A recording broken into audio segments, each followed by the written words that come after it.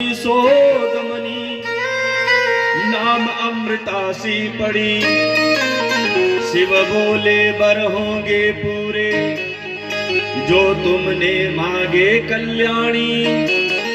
अस्वस्थ हो गई नर्मदा देव के सुन बाणी।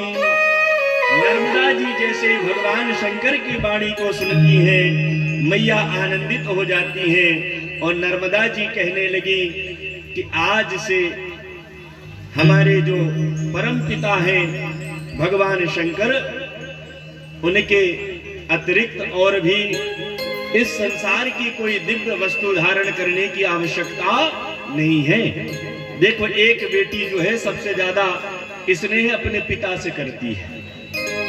बेटी जो है अपने पिता से सबसे ज्यादा स्नेह करती है और सभी अपनी मांगे जो है अपने पिता के सामने रखती है कि पिताजी हमारी स्कूल में या सखियों के यहाँ या उसे कोई वस्तु की आवश्यकता है तो पिता से कहती है कि ये मुझे चाहिए।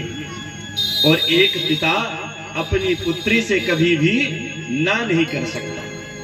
मेहनत करे, मजदूरी करे, नौकरी करे, लेकिन वो वस्तु कहीं ना कहीं से अपनी बेटी के लिए जरूर व्यवस्था करता है।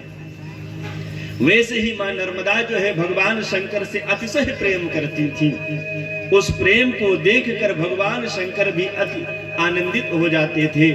और नर्मदा जी को भगवान शंकर ने वरदान भी दिया कि तुम्हारे पग पग में, तुम्हारे पथ पथ में, तुम्हारे एक एक जल बिंदु में, एक एक कण में मेरा अंश होगा कि तुम्हें कोई भी अपवित्र ना कर सके, अशुद्ध ना कर सके। इसलिए भगवान शंकर स्वयं अपने शरीर के एक एक अंग को कण बनाया। इसीलिए कहते हैं नर्मदा का हर कंकर शंकर कहलाया। भगवान ने अपने पूरे शरीर को नर्मदा को समर्पित कर दिया और समर्पित करने के बाद जो है अपने अंग के ही एक एक बिंदुओं को कण के रूप में किया। और वही पाषाण जो है मां नर्मदा के अंदर स्वयं शंकर का स्वरूप बन गया। नर्मदेश्वर का जीव होता है।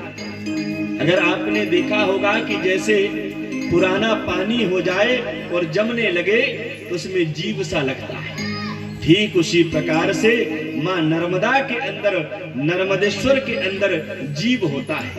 उस पाषाण के अंदर ऐसा जल होता है कि इधर उधर हिलाओ तो बजता है। जैसे पानी वाला नारियल होता है ना, हिलाओ तो बजता है, वैसे ही नर्मदेश्वर शिवलिंग जो ओरिजिनल होता है वो भी बजता है कि इसके अंदर जल भरा हुआ है। जीवांत है आज भी दृश्य जो नर्मदा के अंतःकरण में है। इसलिए नर्मदा के अलावा इस पृथ्वी पर कोई भी श्रेष्ठ और पवित्र सरिता नहीं है। यहाँ तक कि गंगा जी स्वयं जो है नर्मदा जी से मिलने आती है और अपनी पवित्रता को और भी ज्यादा बढ़ाती हैं। बोलिए नर्मदा मैया